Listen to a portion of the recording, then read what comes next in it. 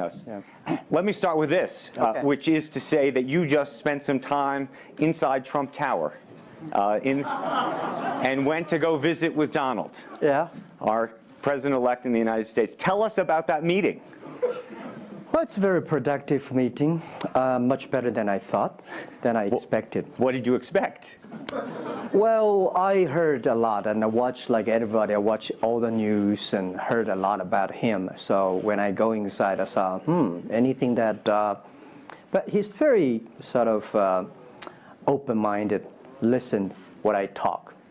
So I think I'm very happy about results. And finally, when he said, he said, Jack, let me walk you down. So it seems he's very happy about the results we had. Can I ask, how does a meeting like that happen? Do you call him? Does he call you? Well, how does this take place? Well, that's the question I'm asking myself. Because someday I got some requests from people say, Jack, do you want meeting the president-elect? I say, is that true or not? Because I'm not ready for that. Because I don't know what to talk about. And then a few days later, I got another request. I got several requests, and then I saw one email with a friend, and it's very sort of specific. I thought about it. I think, yes, maybe I should go and have a talk. And at least I think President-elect Donald Trump would be happy to hear what I want to talk about. So I went. And what did you tell him? Talk about the small business, talk about agricultural products, talk about the trade between China and the USA. We especially focus on telling about how can we bring the small business in America, sell them to China, to Asia, through our network, which can create a lot of jobs for them. And you committed to create what you say is going to be 1 million jobs in the United States over the next 5 years. Yeah. Now, that's not 1 million jobs that Alibaba itself, but you're not hiring 1 million people. No, we all totally, Alibaba employee put together is like 45,000 people. We cannot hire 1 million. I cannot imagine I can manage 1 million people. Explain to us how you think about the U.S.-China relationship, given some of the comments that Donald Trump has made about China being a currency manipulator. Did that come up during your meeting?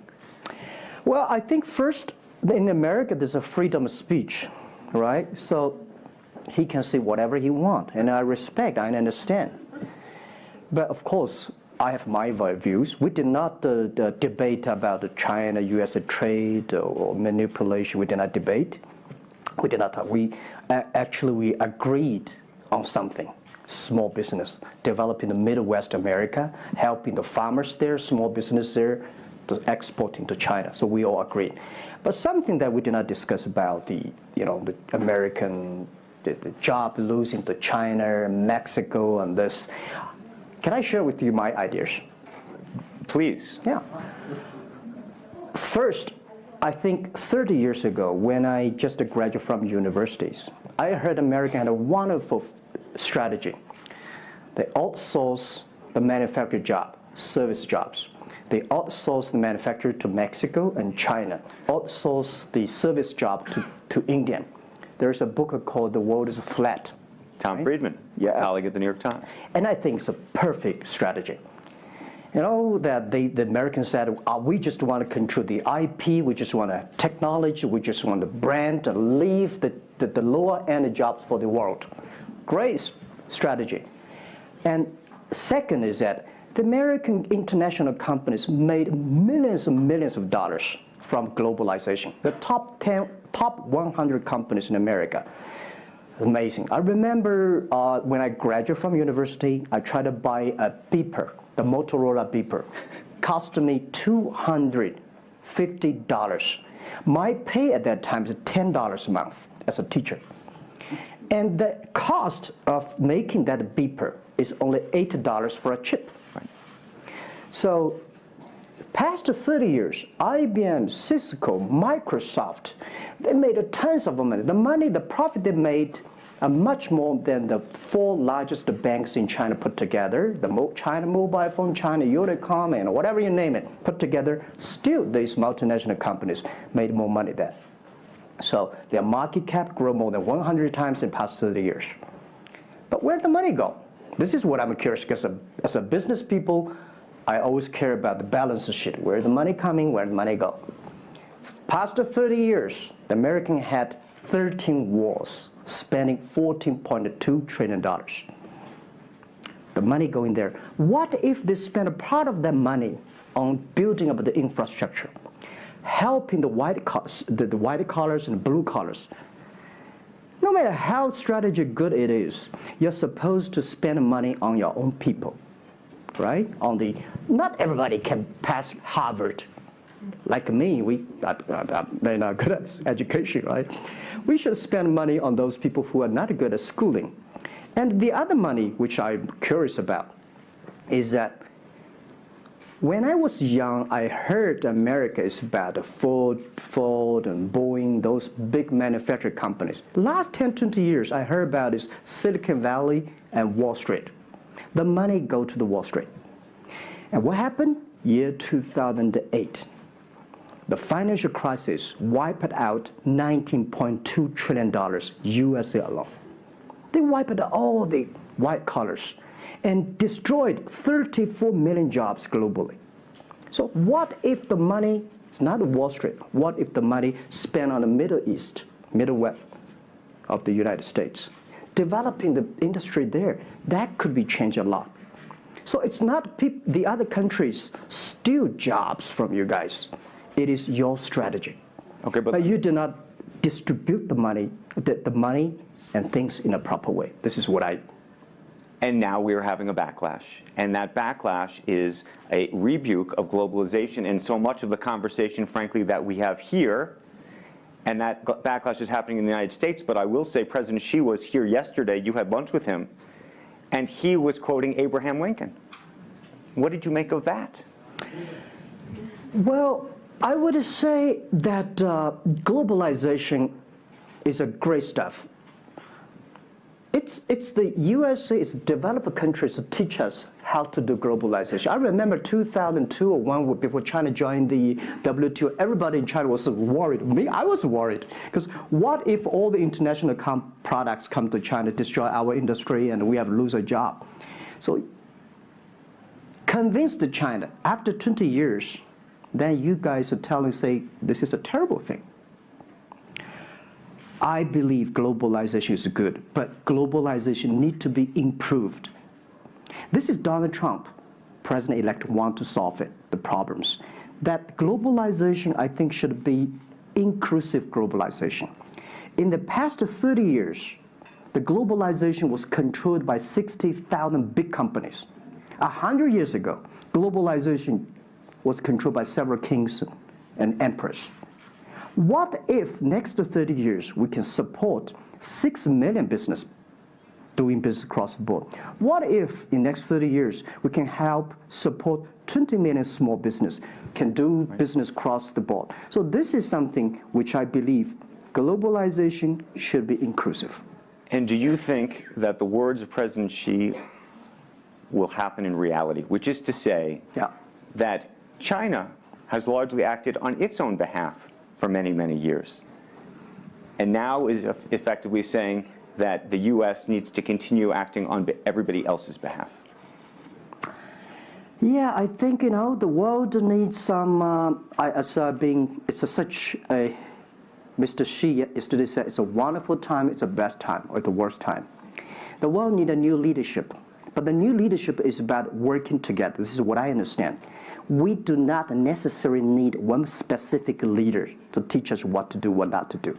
But the world have to partner together. This is what I think. And I think as a Chinese, as a business people, I feel proud for what President Xi said yesterday. As a business person, I want the world to share the prosperity together, to join the force together.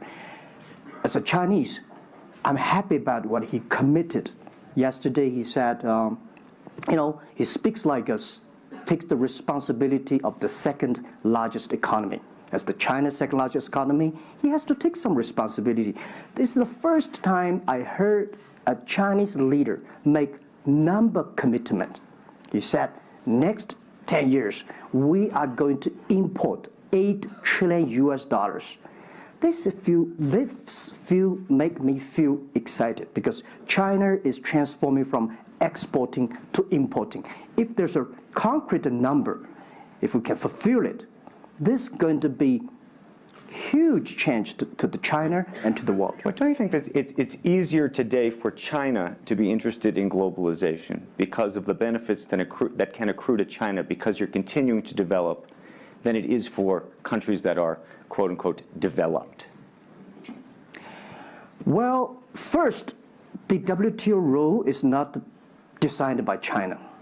It's not made by China. I will say there's something that I want to change. The WTO is designed, a lot of rules designed for big companies in the past 30 years, and only big companies can do it. And China definitely benefit a lot from opening. I think China should learn one thing, that we grow in the past 30 years. It's because we open to the world. If we continue to open to the world, not fully. Okay. American business that wants to effectively go into business in China has a very difficult time, has to partner effectively with a company that's there already. This is why I said China has problems too. The world has problems. And China definitely has a lot of problems. China should open, should be more confidence. This is what I feel yesterday. I feel the confidence of Mr. Xi that he is ready to open more to the world. This is what I suggest, that we should solve the problem by business community, right, by negotiation. WTO, China joined WTO for like 20 years or 70 years. I don't know the number, but the past years, that I think we as a business, we as a country, we as the world, we have to review something, right, but not because unbalanced things, we stop it. You've been calling for something called EWTP. Yeah. What is that? This is what I would talk about, is that the WTO was great, but they mainly designed for developed countries, big companies. There's no opportunity for small business. We want to build up an EW, Electronic World Trade Platform, to support young people, small business, thanks through mobile phones, internet, they can sell and buy across the board. And the other thing is that WTO is a very interesting organization. When you put the Doha round, when you put 200 government officers in one room, ask them to agree on something, it's impossible. I can never imagine that they can agree on something together. Business should be designed by business people. So we believe EWTP should be something that the business people sit down together, agree on something, negotiate on something, and get endorsement from the government.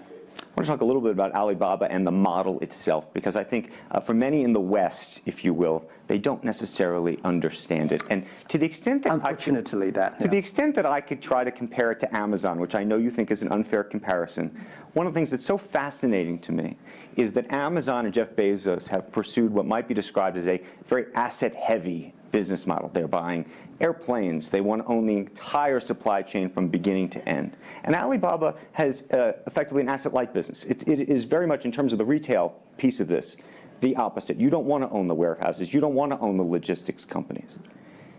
How do you think about that? Is Jeff Bezos right, or are you right? And is there going to be a meeting in the middle? I hope both are right. And because the world can never have one model. If the world has only one correct model, the world is too boring. Right? We need to have all kinds of models. And the people who do the model should believe in the model. And I believe what I do. Right? The difference between Amazon and us. Amazon is more like an empire. Everything they should control themselves, buy and sell. And our philosophy is that we want to be an ecosystem. Our philosophy is to empower others to sell, empower others to service, making sure the other people are more powerful than us. Making sure with our technology, our innovation, our partners, our 10 million small business sellers, they can compete with Microsoft, IBM. Our philosophy is that we think using internet technology, we can make every company become Amazon. Remember one thing, Today, for our sales, our GMV last year is more than 550 billion US dollars. To hire people deliver for us, we need 5 million people. So how can we hire 5 million people deliver things for us to deliver the things we sold? The only way we do is empower the service company, logistic companies, making sure they are efficient, making sure that they make the money, and making sure that they can hire more people. But without owning the whole chain, can you do it as effectively? The idea that you're watching Amazon being able to deliver things now within hours, literally. We made 125 cities deliver within 1 day last year. Imagine 10 years ago, deliver one thing from Beijing to Hangzhou takes about 8 days. Now you can deliver things from Beijing to Inner Mongolia, some city, within 12 hours. It's improving. You can never expect these things happen within 24 hours. We have patience. So I think, can you imagine that within the 11/11 Singles Day, we sold $17 billion. And by delivering more than 600 million packages within 3 days. This is happening. And this is what we feel proud of. It's not how much money we make. It's not how powerful we are. We think because of the technology, we can make the technology very inclusive, that every small companies can use it. This is my dream, because I started my first business in 1992 in China as a small business. In order to borrow money, 5,000 US dollars from bank, took me 3 months to acquire, still failed. So difficult to be a small business. Today, with the technology, we can empower them. This is something I want to do. One of the critiques, as you know, and it continues to linger around Alibaba, is the piracy issue. There's an IP issue, and it's an issue all over China, but you take the brunt of a lot of it. Yeah. How much progress have you made in your mind, and how do you think about some of the regulatory bodies in other countries, including the US, that continue to criticize Alibaba for these issues? First, when we start do this business, as a business like this size, you have to take all the criticism. You have to listen what is right, what is wrong. And second, as an e-commerce, when you put 10 million small business, empower them to sell. We do not like Amazon buy. We cannot check. Even when you buy $55 trillion or $550 billion, you cannot check every product. So the model itself and the e-commerce itself may have a lot of these flaws. And third, I would say in the past 17 years, we are the leader of this anti-privacy issues, the IP, protect the IP. But the second, we are internet companies. We do not have the law enforcement. We find this guy is selling cheap, fake products. We delete them. We cannot arrest them. But we had a huge progress. Last year alone, we put 400 people into jails. We deleted 370 million fake products listing on our site. I would say we are the leaders, and we are using the big data to check who's buying, who's manufacturing, who's selling, what is the address. So now I'm happy about the whole world, especially China, all the government organization, start to realize the issues. So I would tell you, good thing is that today, when you go to those criminal group, which I call them criminals, those fake products manufacturers, sellers. You've praised the quality, though, of some of these. I would talk about it later, right? Those criminals said they can go anywhere but not Taobao and Tmall, because using our data, we trace where they are, who they are, what's the address, what the amount. And we will deliver this to the police station and working with them to arrest them. The quality issues is something I want to share with people. It's not about praising the fake products. I want to say that for so many years, those branded companies, you have to be very careful, because the fake products, their quality improving is scary. That is the difference between us. Because when you find guys the thing that people said, this is fake. And you have to find people, you have to find a third-party institution to check it is fake or not. We find sometimes the quality is better. And I tell you, another thing is even scary. There's one branded company. He said, we are selling fake products. We check everything, there's nothing wrong. So we say, what is wrong? So we buy the products from his flag shop and deliver to them. They say, it's a fake. You know what I'm saying? Yep. We buy things from the flag shop of this brand and deliver back. It's the fake products, they say. So it's a bit confusing. Right. This is fighting against the fake products. It's the war against the human greediness. It's not easy. You cannot finish it, but you have to continue to fight. And I want to say we put 2,000 people, 1 billion RMB every year fighting against that. It can never finish the war within 2 years. But I'm happy. Whether people criticize me, criticize us, the most important is that we are happy about the progress we made. Right. But if people praise me, so, when people say, Jack, you're wonderful, I know I'm not wonderful, right? Oh, Alibaba is great. We are not great. We are just a 17-year-old company. But when people say, you're doing nothing, no, we're doing a lot of things. But you don't have to argue. You don't have to debate. You do what you believe. One of the things you mentioned was using big data on the piracy side, but the other thing that you're using a lot of that big data to do is provide credit and effectively banking the unbanked. And what's so fascinating to me, and I hope you'll share it, is we've talked about the Sesame credit. Yep. How you are able to use big data effectively to figure out who deserves credit and who doesn't in a marketplace where some of these people had no credit history before. Okay. Well, before we do that, we had a system called Teach Computers to learn how to anti-fake products, teach the computers to learn how to, because we have Alipay, a lot of people try to using all the ways to cheating. So we teach the computer how to do the cheating things. So we've been doing that for 10 years. Until now, there's called artificial intelligence, because we've been doing that. We are a data company. 8 years ago, we said to ourselves, Alibaba should not be an e-commerce company. We should be a data company, because we have the data from consumers, we have data from the manufacturer, we have data from the logistic company and transactions. But we think how we can make a data really beneficiary to the society. What China needs is we have a lot of great people, all the small business. They are very credible, but we don't have a credit system for them. So how can we use a credit rating system based on the data we have to giving everybody a Sesame rating system?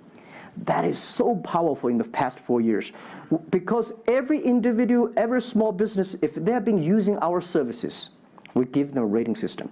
So we're giving loans in the past 5 years. We're giving 5 million business loans. They only borrow $5,000. 3 minutes, we can decide whether we should give you money, how much you want to give. Within 1 second, the money will be in your account. And 0 people touch, so we call it 310. And even today, the Sesame rating system become people dating.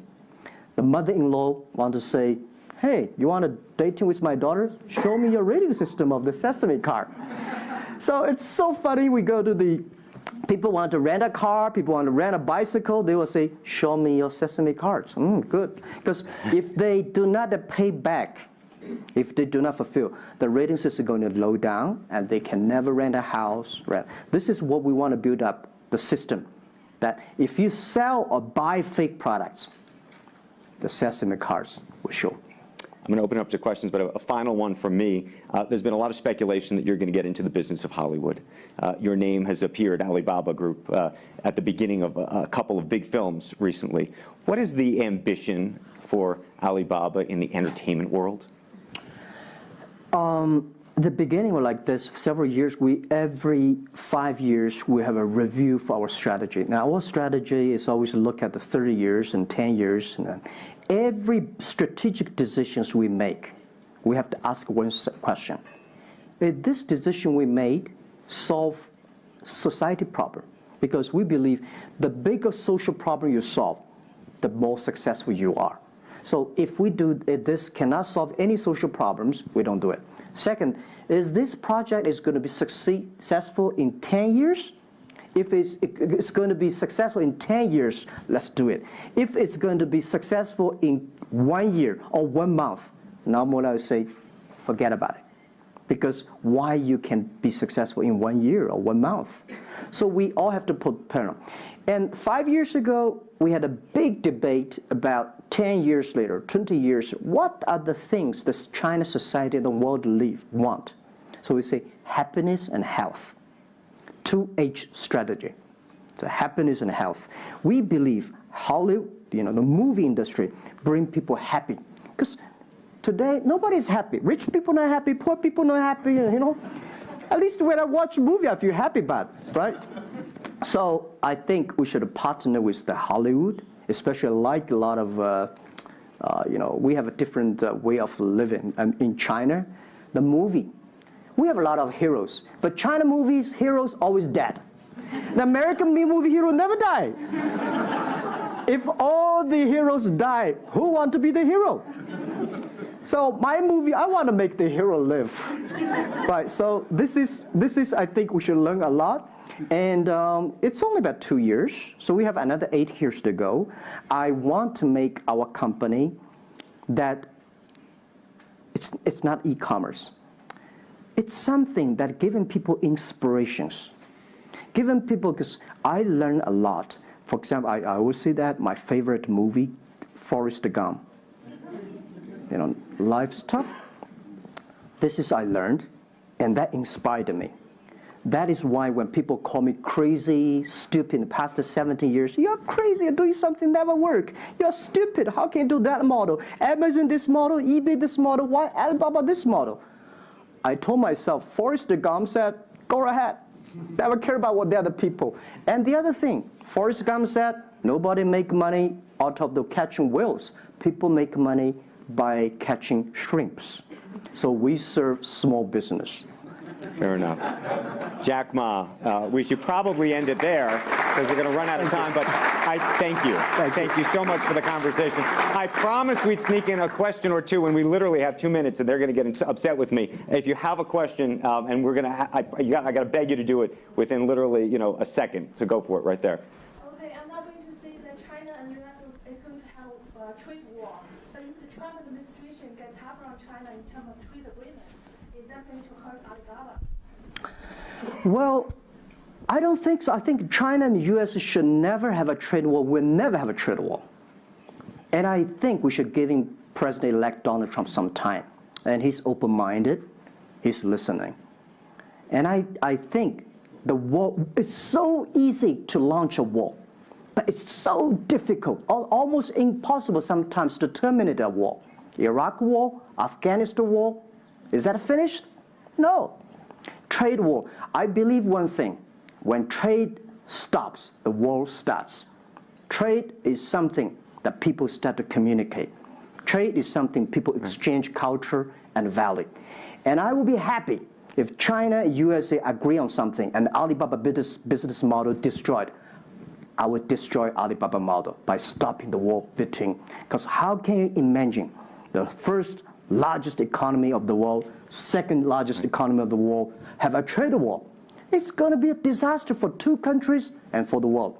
If anybody can do something to stop it, do anything to stop it. Did you ask me a credit store? How do you assure you are not messing up with people's life and you are not dictating the whole, credit kingdom or the system? Because now you are the decision makers, you are the rule makers. Okay. First, I'm not sure. People say, oh, this is uncertain world. Every day is uncertain. The only certain day was yesterday. I'm not sure about that in the future I would dictate, I would be stupid. That's why I should retire early when I'm young. That is why I have a lot of things that I dream I want to do. I want to do philanthropy, I want to be a teacher, I want to go back to school, I want to do the environment. And the world is so wonderful. Why should I be the CEO of Alibaba all the time? I'm coming to this world not to work. I want to come to this world to enjoy my life. I don't want to die in my office. I want to die on the beaches. It's a wonderful message. Jack Ma, thank you for the conversation. Well, can I say one last Yes, sentence? please. I just want to give my last advice to any people here that every government should pay attention to in the next 30 years are critical for the world.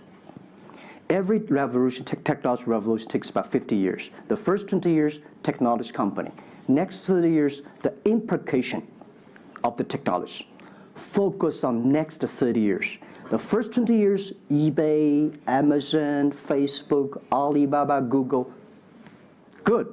The most important is that make the technology inclusive, make the world change. This is 30 years. Next, pay attention to those people who are 30 years old, because those are internet generation. They will change the world. They are the builder of the world. Third, that let's pay attention to the company who have fewer than 30 employees. So 30 years and 30 years old and 30 employees. That can make the world much better. Jack Ma, thank you very, very much. Thank you. Thank you. Thank you. Really appreciate it. Thank you. Thank you.